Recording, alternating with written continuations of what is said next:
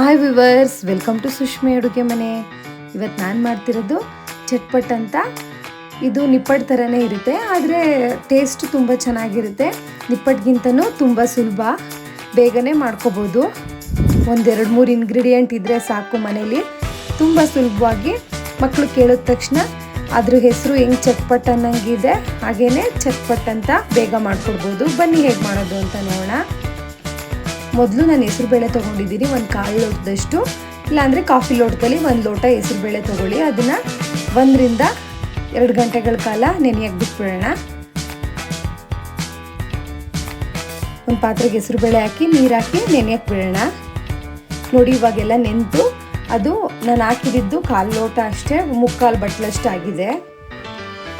ಅದನ್ನು ಒಂದು ಪಾತ್ರೆಗೆ ಹಾಕ್ಕೊಂಡು ಅದೇ ಬಟ್ಲಲ್ಲಿ 1.5 ಬಟ್ಲಷ್ಟು ಮೈದಾ ಹಿಟ್ಟು ತೊಗೊಂಡಿದ್ದೀನಿ. 1/4 ಸ್ಪೂನಷ್ಟು ಅಚ್ಚಕಾರದ ಪುಡಿ, 1 ಸ್ಪೂನಷ್ಟು ಉಪ್ಪು. ಮೈದಾ ಹಿಟ್ಟು ಬೇಡ ಅಂತಂದರೆ ಚಿರೋಟಿ ರವೆಲ್ಲೂ ಮಾಡ್ಕೋಬೋದು. ಇವಾಗ 1-2 ಸ್ಪೂನ್ ಎಣ್ಣೆ ಮತ್ತು 1-2 ಸ್ಪೂನು ತುಪ್ಪ ಹಾಕಿ ಬಿಸಿ ಮಾಡಿ ಅದನ್ನು ಹಾಕ್ಕೊಂಡಿದ್ದೀನಿ. ಮೊದಲು ನೀರೇನು ಹಾಕಿ ಎಲ್ಲನೂ ಚೆನ್ನಾಗಿ ಮಿಕ್ಸ್ ಮಾಡ್ಕೊಳ್ಳೋಣ. ನೀಟಾಗಿ ನಾವು ಹಾಕಿರೋ ಎಣ್ಣೆ ಮತ್ತು ತುಪ್ಪ ಎಲ್ಲದಕ್ಕೂ ಚೆನ್ನಾಗಿ ಮಿಕ್ಸ್ ಆಗೋ ಥರ ಮಿಕ್ಸ್ ಮಾಡಿಕೊಂಡು ಆಮೇಲೆ ಸ್ವಲ್ಪನೇ ನೀರು ಹಾಕ್ಕೊಂಡು ಚೆನ್ನಾಗಿ ಕಲಸಿಟ್ಕೋಬೇಕು.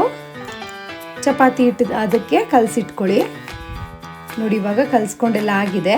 ಚಪಾತಿ ಹಿಟ್ಟಿಗಿಂತ ಸ್ವಲ್ಪ ದೊಡ್ಡ ಉಂಡೆ ತೊಗೊಂಡು ಚಪಾತಿಗಿಂತ ಸ್ವಲ್ಪ ಮಂದಕ್ಕೆ ಒತ್ಕೋಬೇಕು.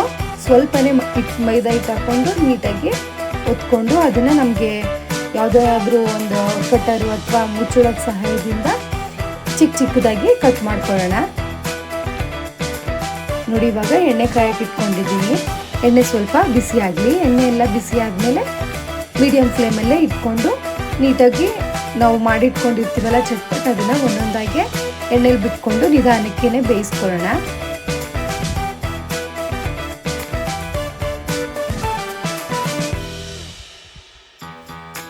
ನಿಧಾನಕ್ಕೆ 2 ಸೈಡು ತಿರ್ವಾಕೊಂಡು ಬೇಯಿಸ್ಕೋಬೇಕು.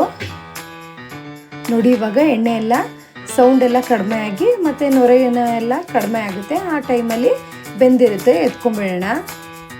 ಮೀಡಿಯಮ್ ಫ್ಲೇಮಲ್ಲೇ ಬೇಯಿಸಿದ್ರೆ ಕಲರ್ ಅಷ್ಟು ಬ್ರೌನಿಷ್ ಕಲರ್ ಬರಲ್ಲ, ಸ್ವಲ್ಪ ಲೈಟ್ ಬ್ರೌನ್ ಕಲರ್ ಬರುತ್ತೆ. ನೋಡೋಕ್ಕೂ ತುಂಬ ಚೆನ್ನಾಗಿರುತ್ತೆ, ತಿನ್ನೋಕ್ಕೂ ಅಷ್ಟೇ.